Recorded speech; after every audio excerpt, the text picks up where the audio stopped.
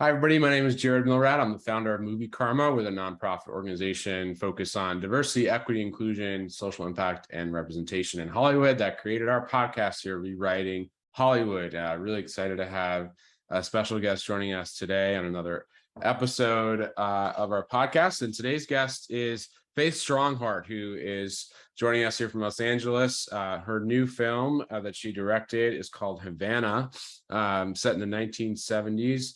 It's about a tough, money-driven man who sells exit visas illegally, but is forced to re-examine his life choices when his secret male lover comes looking for an exit visa for himself. It's a winner of Best Student Short at the Downtown Los Angeles Film Festival very recently, and it will be playing on PBS on Wednesday, November 2nd, as well as on Link TV at 11 p.m. on Thursday, November 3rd. Which is available on Dish Network channel 9410 and DirecTV channel 375. So lots of opportunities to see the film, and really excited to have Faith with us today to talk about her journey and the film as well. Faith, thanks so much for being on the show. Sure. Thanks for having me. Absolutely. Absolutely. So let's dive in. We'd love to start, Faith, with your background. You're an award-winning filmmaker, originally, I understand, from Santa Fe, New Mexico. You have an MFA in directing from UCLA School of Theater, Film, and Television. You've written and produced and directed quite a few short films that have screened around the world at film festivals.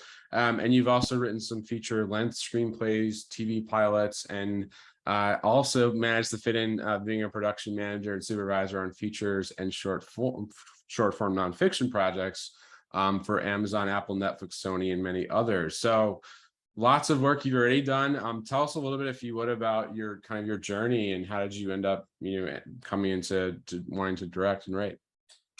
Sure. When I was young and trying to figure out what I wanted to study, I was first interested in photography, and I studied photography in my early sort of high school years, I would say. And then into college, I got into the photo department first, actually. And I ended up getting a minor in photography and a major in film for my degree. And I really got turned on to film because there was a freedom in it, I think, that was lacking in photography, that I could, use multiple elements to sort of express myself.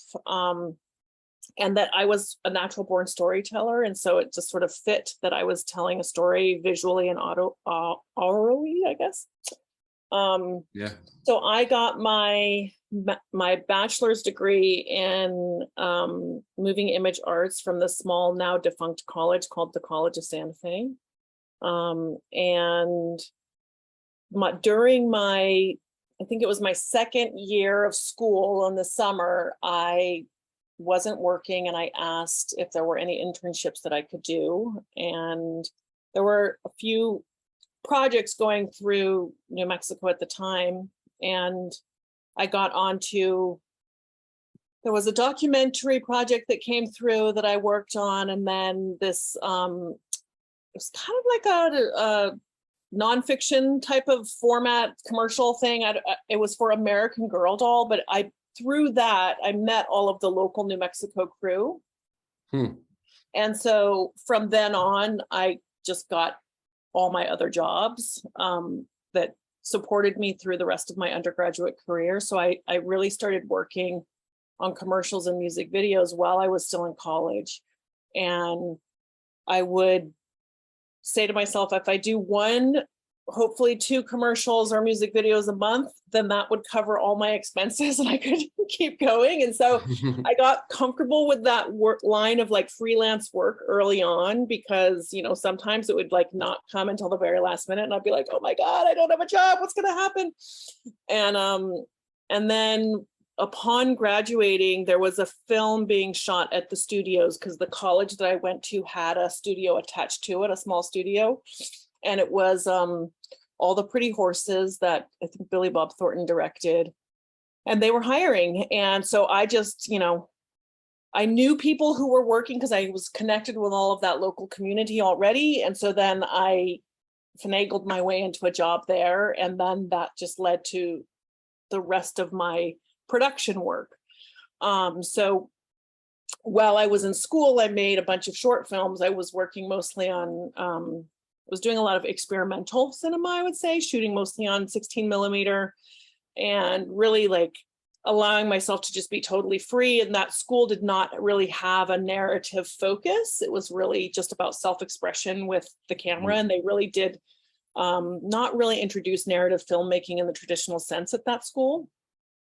And so then for my thesis, I did a short documentary on Jonas Mekas, who was a filmmaker and poet, and he and I became good friends during that time. And then I later worked for him, and then I continued working on, you know, features because I had to make a living, and it's not like directors were knocking down my door, like studios saying, hey, we want you to direct. And my films at the time when I graduated from undergrad, it wasn't like submitting to a film festival was a huge hassle because you had to make like physical tape copies and then send them out in the mail. And so it was all like really costly and kind of a hassle. So I didn't end up submitting any of my films to festivals at the time because I didn't have the time, I didn't have the money, and I didn't have the resources to really make it happen.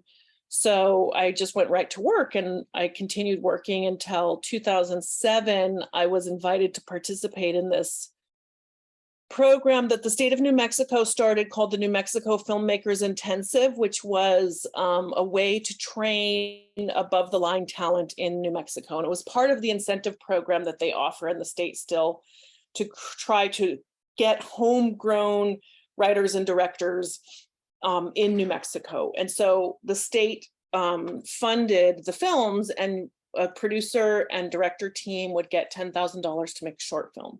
So I did that in 2007 and made this film called Linda, as in beautiful, which again, like I finished it, and then I didn't really submit it to festivals. It played at the Santa Fe Film Festival because it was just an automatic entry into that festival. And then I went right back into work. And so then I just sort of like did not take advantage of that opportunity.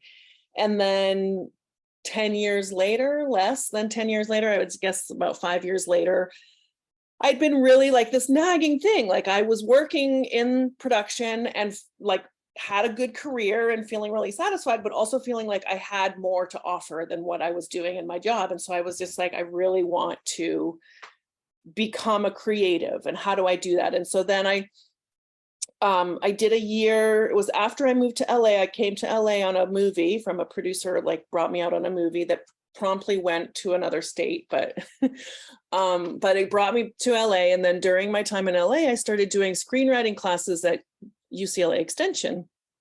And I worked for a year, and I took from the same professor or teacher each quarter at Extension because I wanted the person that I started this story with to really track my progress throughout. And so I finished this screenplay in this year-long effort. And then from that, I got this invitation to apply to the graduate program at UCLA. And I went to this info session, and it was like the last day that applications were due. And I remember I asked the person at the info session, so if I want to apply, I have to wait until next year around the same time. And she said, if you get your application to me by Monday, I'll accept it by Monday at 5 p.m. And this was on Friday at like 10 in the morning. Wow. So I was like, okay. So I went home and like worked on my application for the whole weekend and managed to pull it all together and submitted it by that deadline. And then surprisingly, like I went to work on another movie and forgot about it really, because you just get like, you know, mono vision when it comes to working on a film. And then I got an email saying that I had an interview, and I was like completely surprised. And so I came back, and we had rented our place in LA, so I couldn't actually like stay back at our old place. I had to stay in a hotel and interview. And then like 2 weeks later, I got a call saying I was accepted. And so I was at the time, it was like the best thing that could happen to me because I was feeling so fed up. I was a coordinator, and I was just like not enjoying being a coordinator anymore. And I was feeling really professionally frustrated. And so I was really grateful. Plus I was had just found out that I was pregnant with my first child.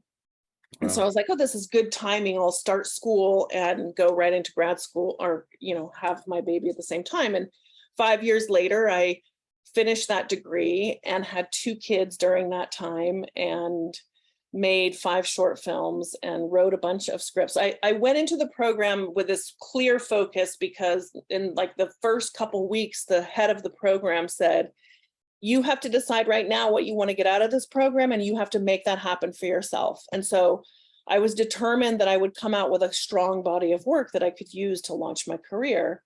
I did all of that, and I'm still working on launching my career. So I went back to work in production, which I'm very grateful that I have that to fall back on, because it is like an excellent career, and I'm very happy to be doing it. And I love that I get to work on movies all the time and still stay working. That said, I'm constantly then on the side trying to hustle my directing and writing career. And it's, the great thing about school is that your focus is 100% on your creativity. And so it's very freeing and like a wonderful place to be. And so then the realities of life set in, and you have to meet all of those demands. And yeah, that's where I'm at now.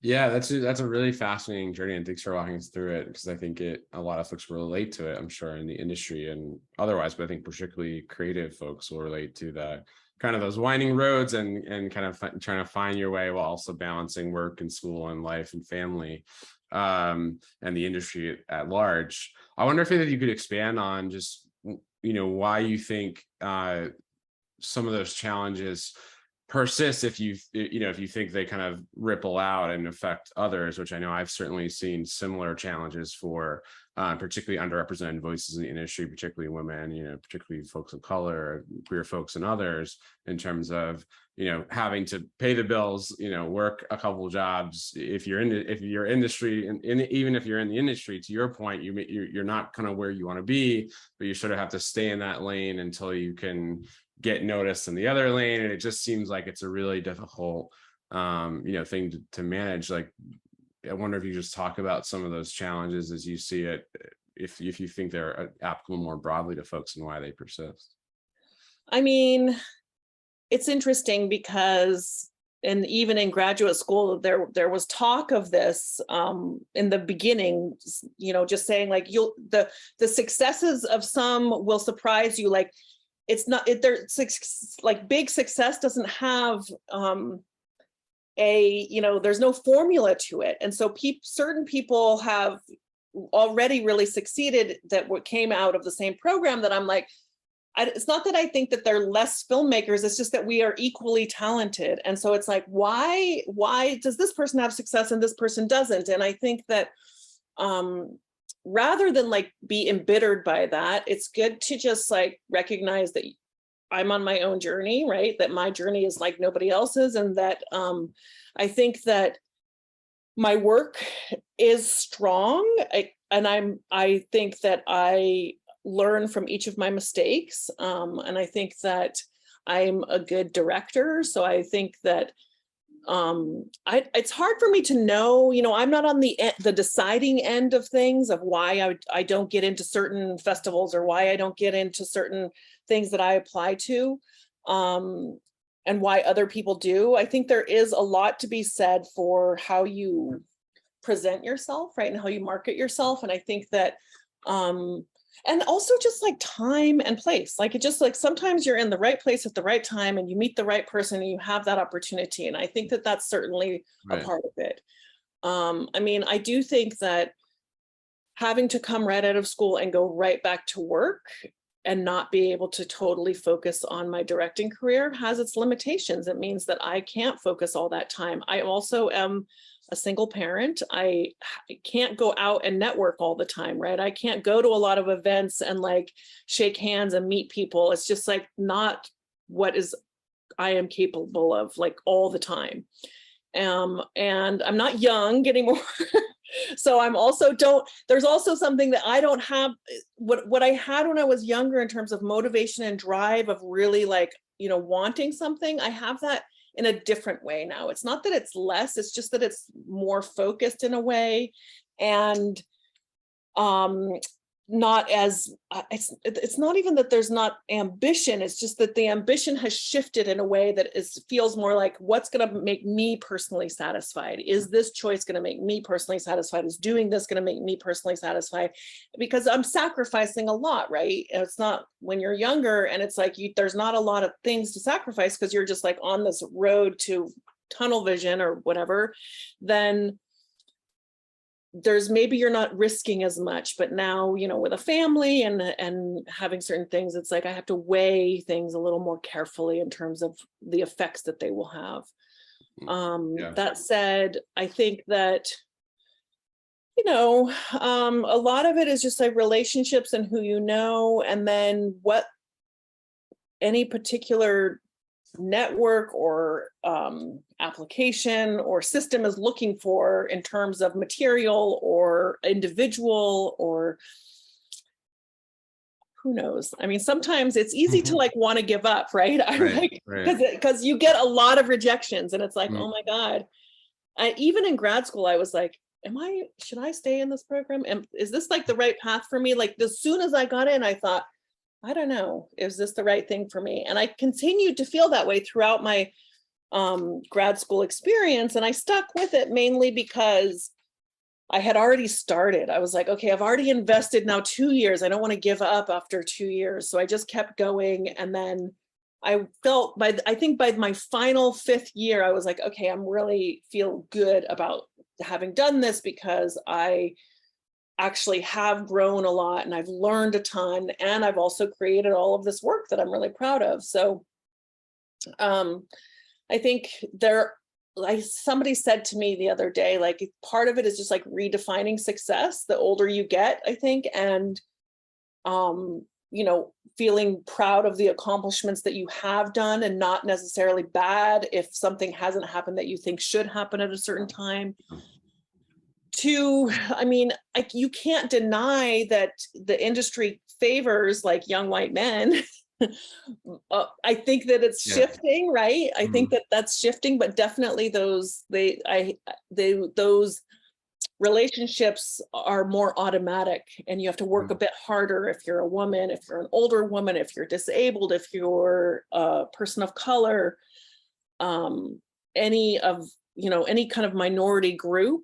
I think that it is shifting, and depending on the program or the people that you're dealing with and their perspective, that can be helpful, but it's not as automatic, I think.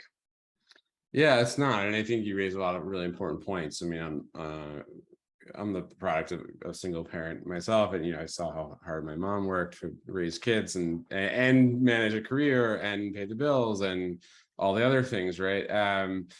So you're managing a lot. I mean, I wonder, and I want to get to talk about HAVANA in a moment, but I guess the last question I have on that point is just, are there changes that you think would make life, or your career easier in the sense of, or more equitable in the sense of, you could really focus on your creative pursuits, as opposed to, trying to manage everything, right? I mean, I look at other countries with universal basic income, or countries like the UK or Australia or New Zealand that have, or Denmark that have these kind of, film funds that are publicly funded. How does that land with you in terms of some changes? Yes, I mean, I think that if we had like universal childcare and supported artists, that, and saw the value in that these people could bring, importance to our lives, and that was supported, that would be wonderful. And definitely any kind of film fund would be amazing if we had that. That was something that I felt when I was, doing that program at the state of New Mexico, that they saw value in investing in their local filmmakers. So yeah, I mean, certainly if I could just focus on my creativity, have free childcare, and not worry so much about how to pay my bills, I'm sure things would, I would be able to make something happen more quickly. Yeah, absolutely. And I just think it's important for us to name that, because some folks might, I don't know if our listeners would, but some folks might hear that and say that's pie in the sky, but I think the reality is artists like yourself contribute so much, and we meet them all the time, obviously, who have to balance all these struggles that others do not. And so then there's that inequity, right, in terms of what you can produce and the opportunities you get in the industry. I want to talk about HAVANA because it's a really fantastic short that I hope folks will check out. It's, tells us kind of combination, I feel, of both a really cultural focused story, but also there's a queer love story. There's sort of the challenges of navigating race and class and sexuality. How did this story come about, and tell us a little about the project? Sure. So this was my post-thesis graduate film that the department actually funded, and it was a collaboration between several departments. So the production designers built a set, and they had already designed and decided that the set would be this apartment in Havana before we ever even were brought on. And so that was already in process when we even, got into this particular class. And then they selected 4 directors and 4 MFA screenwriters, and then we got matched with a screenwriter. And I think they matched them. I mean, we didn't choose. It was the professors who chose, and I think they matched directors and writers based on our sensibilities and the kinds of things that we were interested in, the kinds of films that we made and wrote.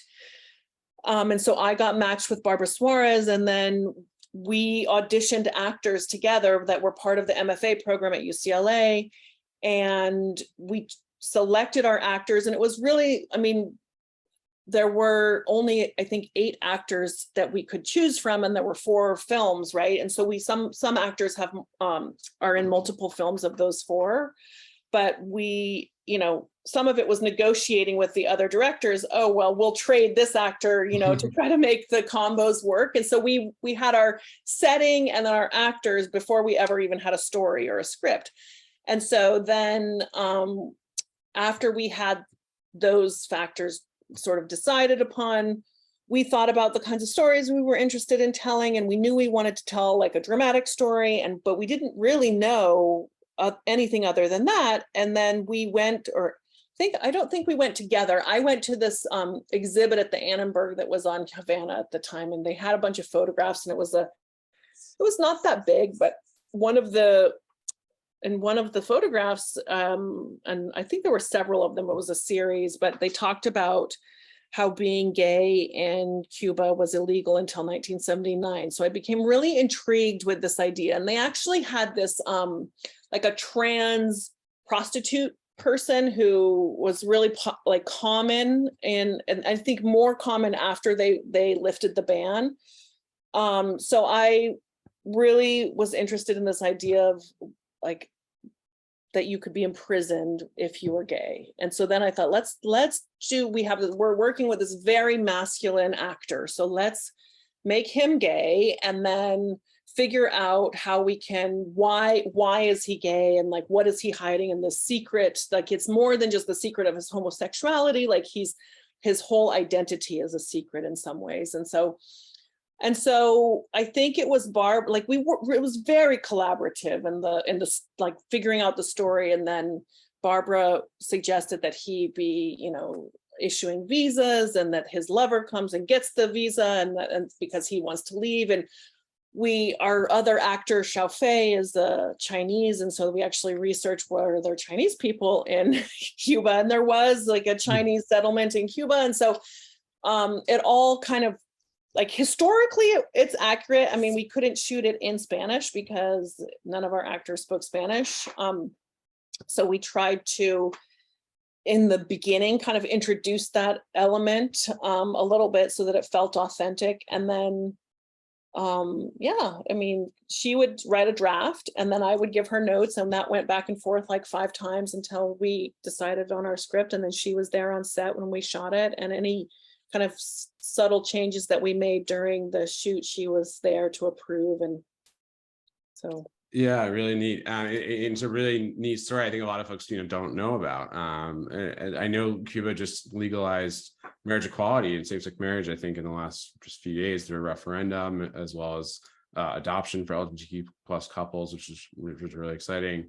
So I wonder, like, what do you think the impact of this project is in terms of, folks who may not know this history, both in Cuba and abroad, and hopefully what it might offer people for the future of the fight for equality? Yeah.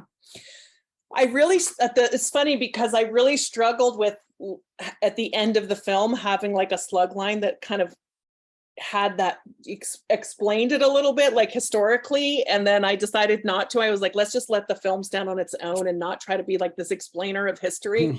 So I'm hoping that, I mean, regardless of whatever the history of Cuba is and being gay in Cuba, that the story itself just stands on its own as like a story of loss and of, regret, and how we don't stand up for who we are until it's too late. That's really what I hope people take away from it, is more like the story of these two people or these three people and this kind of entangled relationships, and how our hearts get broken all the time. Yeah, they do. And it is, painful in some ways to watch, because obviously the story of just, you said loss and immigration and these tough decisions we have to make are really real for people. I wonder in these last few moments, if you comment, Faith, in terms of what's next for you, what kind of projects are you looking to do? What are you excited by? Give us a sense of that. Sure, I'm working on a feature doc that I started in my last year of grad school, and that's just like a labor of love that I've been working on since then. It's a personal documentary about growing up as a hippie in New Mexico.